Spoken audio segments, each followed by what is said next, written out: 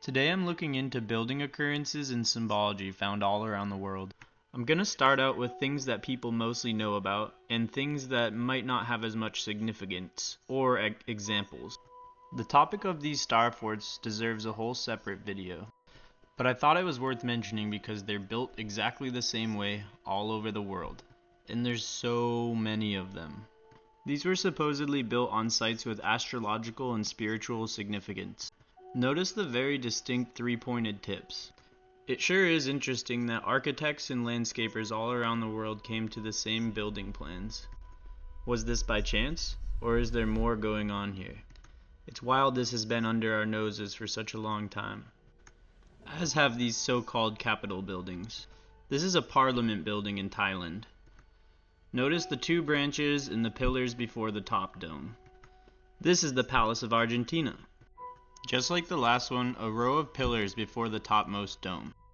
Notice the bulged out wings or branches to the leftmost and rightmost side. This is the Little Rock, Arkansas Capitol building in the United States. Here we see, yet again, in a vastly far and different place, the dome with a set of pillars beneath it, and two wings or branches bulging out, separated by a row of pillars. Again, how and why is it that all of the architects and builders around the world came to the same plans? While I was at the Capitol building, I took this picture of what the dome potentially used to look like. I asked a lady who worked there what it was and why it doesn't look like that anymore. She told me they were abandoned old plans, but I think it's very possible that something like this happened instead. Anyways, while I was at this beautiful building, with an immaculately crafted marble interior, this was the first time I started connecting the dots about this grid of life symbology. After I first saw it in Little Rock, I started seeing it everywhere. And then in my last video, I noticed it on the St. Infant Church of Jesus in Montreal. Take note of the scale imbalance to the right of the statue as well. Again, how come all around the world they use the same symbols? Like here in Washington, D.C., where we see the scale imbalance, but also the shield. The same shield we see here in Paris, diagonal up left to the closer chandelier. And the same shield that we see here in Albuquerque, New Mexico. Again, why all the same building similarities and symbology all around the world? It just makes no sense in the timeline that we're given. I wish I had more to say about these symbols and their meaning, but unfortunately, our history has been stolen from us, and intentionally hidden. This is the Palace of Fine Arts in Mexico City, Mexico. Just like every church I covered in my Montreal episode, it again has 3 doors. And it looks very similar to this Swiss Parliament building, that also happens to have 3 doors, as well as some other symbology that you're likely to be familiar with if you've looked into the subject much. That would be the 2 outward-facing griffins. A symbol that we see time and time again, all over the world. In the Library of Congress, Thomas Jefferson Building. On the Archives of the United States in Washington, D.C. As exposed by my lunch break in Oshkosh, Wisconsin. On the Wrigley Building in Chicago. A single griffin on St. Mark's Church in Washington, D.C. And finally, for today's examples, we have the griffin in Dominion Square, Montreal, Canada, holding the shield from earlier. Again, why are these building plans and symbols seen time and time again in different countries? It doesn't make sense that architects from all around the world building things at the same time with no alleged communication with each other should be using the same exact symbols. I love these examples of the symbols being used together, like the griffin and the shield here, or the griffin and flower of life here. I'm not really sure what this is actually called, or if it's the flower of life, but I'm gonna call it the flower of life because this pattern is found in the flower of life. I'm referring to the 4 circles on the key-like pillars. I took this picture in Las Vegas, Nevada. This is part of the Venetian. And yet here, many thousands of miles away on the Palacio Veneciano in Lima, Peru, we see the flower of life. Again, Why are we building with the same exact methods and symbols halfway across the world at the same time? According to what we've been told, this building wasn't built at the same time as the Venetian, but there is countless examples of that happening.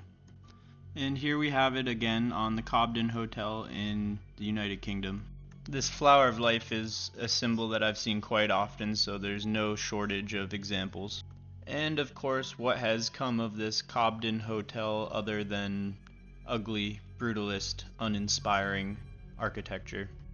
A lot of people will try and say that this is the result of corporations and developers being cheap, but in all reality, it costs them more to add this ugly cladding and pay workers to take off towers and domes and other beautiful, intricate features.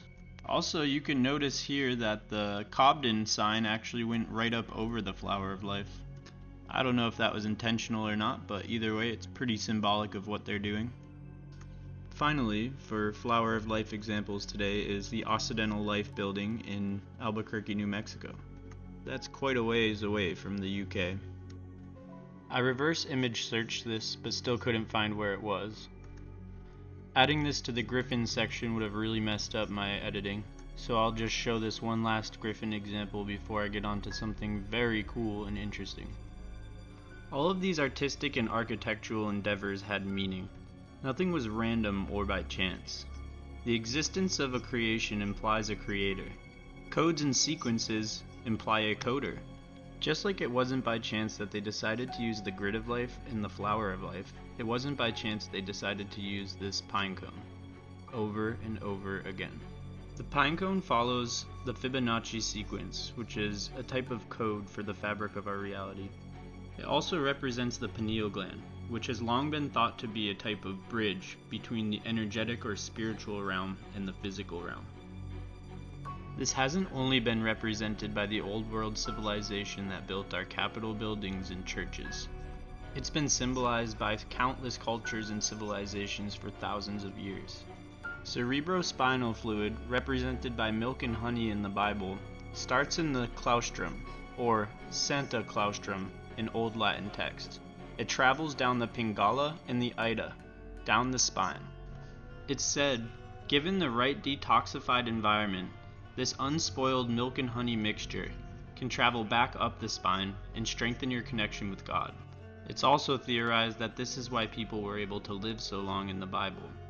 If this was once possible, it's likely our DNA has been attacked or modified to the point where this is no longer possible. This is all my best guess, and just speculation from my research though. I personally don't subscribe or condone any of the occult or New Age practices that this is tied to. But I do believe the Bible has allegories referring to this, and that the Bible could be taken literally and symbolically, like a double or triple entendre. The two snakes on the caduceus on the Bronx Zoo, for example, represent the Pingala and the Ida, or the parasympathetic and sympathetic nerve in which the cerebrospinal fluid travels. This fluid is also referred to as chrism or Christ oil. Once the metaphorical milk and honey reach the bottom of your vertebrae in the sacrum, it creates a psychophysical germination, a transmutational seed represented by unopened presents under the Christmas tree, or Jesus in the manger. Once this unspoiled germination is created, it travels back up your 33 vertebrae, represented in the book of Genesis by Jacob's 33-step ladder, or the 33 years that Jesus lived. It then passes through your atlas bone, vagus nerve, medulla oblongata, into the fourth ventricle of your brain.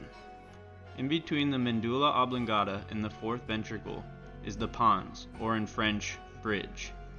This passage through the bridge represents a spiritual death and rebirth.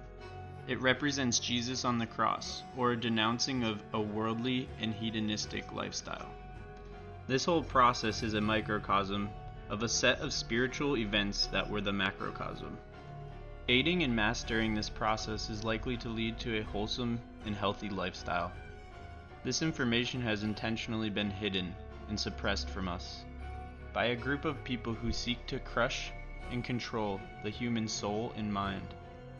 There's evidence in the Bible to support this metaphorical microcosm. Matthew 6, 22 through 23. The light of the body is the eye. If therefore thine eye be single, thy whole body shall be full of light. But if thy eye be evil, thy whole body shall be full of darkness. Luke 17:21. Neither shall they say, Lo, it is here, or Lo, it is there, for behold, the kingdom of God is within you. Here's what Dr. Mora Zapatera, who studied neuroscience at Harvard, has to say about it. I show you here two quotes from Dr. Randolph Stone. He's the founder of polarity therapy, which is a holistic healthcare system. He says the soul swims in the CSF. The cerebrospinal fluid seems to act as a storage field and a conveyor for ultrasonic and light energies. Dr. Sutherland, who's the founder of cranial osteopathy, said this that Dr. Still said about CSF. Dr. Still envisioned the cerebrospinal fluid as an intermediary in the movement of divine intelligence, a channeling of creation into embryologic segments and irrigating them with life, giving form and function and order and intelligence to our existence. As a fluid, therefore, the CSF can be a sensitive receiver, transmitter of energy, vibrations, and information. Just as flower remedies demonstrate that water is able to absorb, store, and transmit the energy of plants, or as Dr. Masuro Emoto showed that water could store the energy of words, so also the cerebrospinal fluid may absorb, store, and transmit the essence of source and allow us to experience and be aware or conscious of our beingness. As I mentioned, the CSF covers the entire outer surface of the brain. Let's take a look at where the CSF is stored inside the brain. It is stored in the ventricles of the brain. It is said that we're made in God's image, and this knowledge of good and evil is an aspect from God. It's what separates us from primal animals. I want to jump into an insane and potentially groundbreaking discovery about these beautiful metal engraved murals. This is the Wrigley Building in Chicago. I have to say, this is clearly not done by uneducated, uncivilized 1800s laymen. Notice here the budding pinecone-like flowers, and pay attention to the shape. Notice here the two griffins, outward facing, and the 5-petaled flower. And up here at the top, there's what looks like 4 more pinecone-shaped depictions. Here on the Thomas Jefferson building of the Library of Congress, we see a very similar shape, without the budding pinecone this time, but it is worth mentioning you have the similar shape of a flower pot looking thing with a wider object on a sceptered pinnacle, and then the 5-petaled flower to the right and left of it again. And here we have the beautiful full mural at the First National Building in Oklahoma City. All of this art had purpose. None of it was just random or decorative. The central budding pot and flower I'm going to refer to as the pot of creation.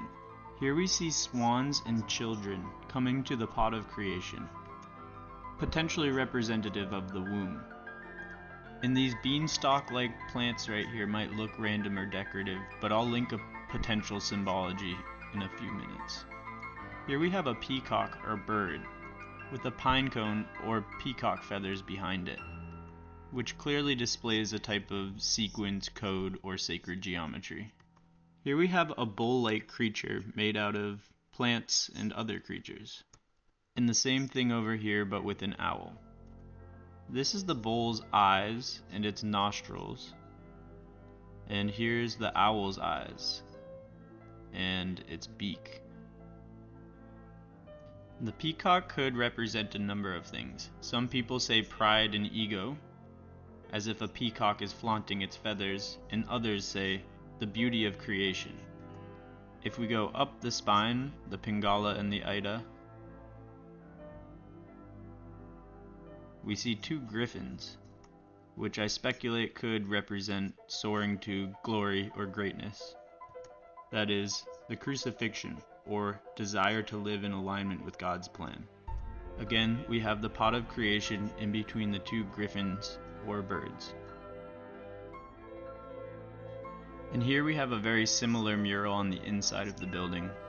The budding seed or flower out of the pot of creation, and what looks like could be two people serving the peacock, potentially representative of their ego, and turning their back on the pot of creation, or God. Or maybe I'm misinterpreting it, and this means that they're serving the beauty of creation. I see what could be a musical instrument and food. And again we see the griffins to the left and right with the pot of or flower of creation in the middle.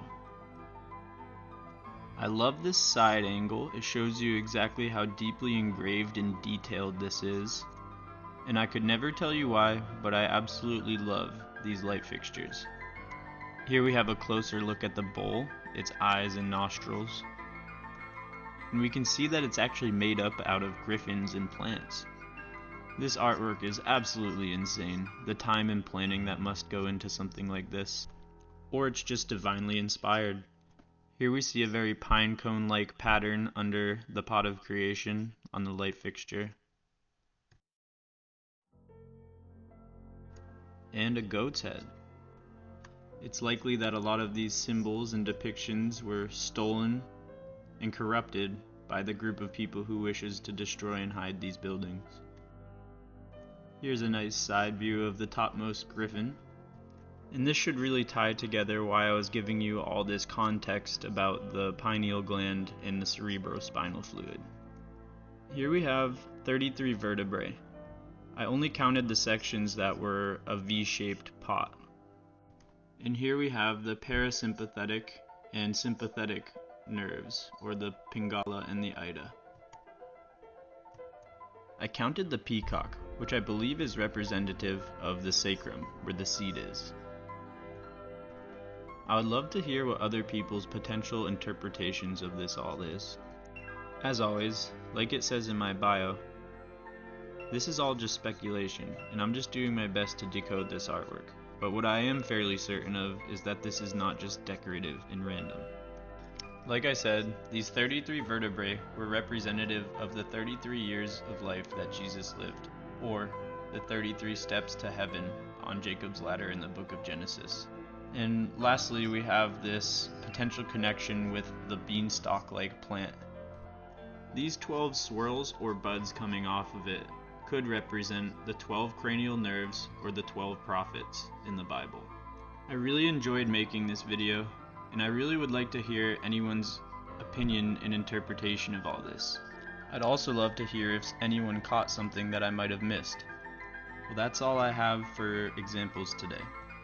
If you enjoyed, like, comment, share, or subscribe. Thanks.